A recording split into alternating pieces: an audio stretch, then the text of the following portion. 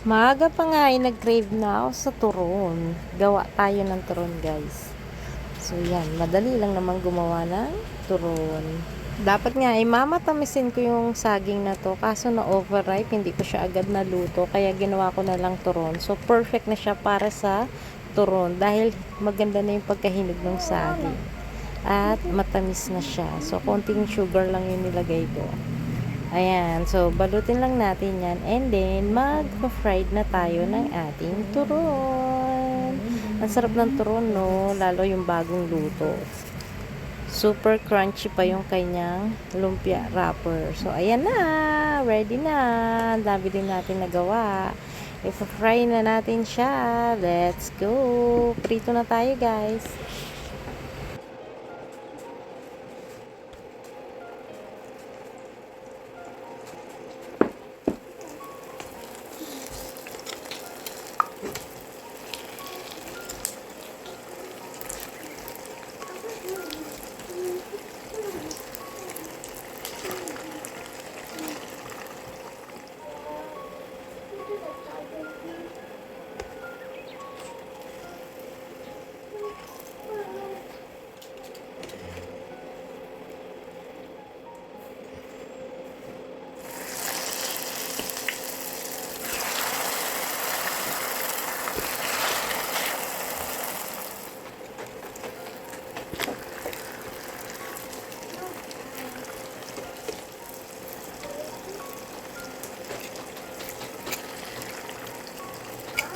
Kasama ko nga si Bunchoy dyan.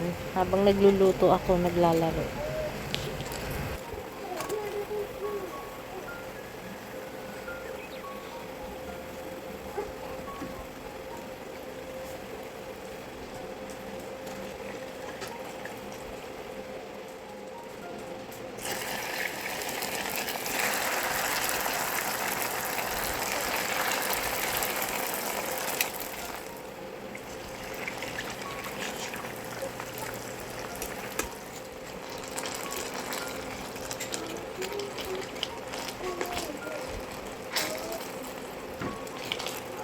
So, ayan, luto na ang ating turon.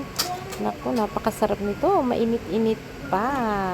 Ayan, luto na ang ating turon. Naku, ang sarap ng turon kasi hinog na yung saba. Ang sarap na ng pagkatamis ng saging. So, ayan, may merienda na at almusal. Sarap. Ready na ang ating turon.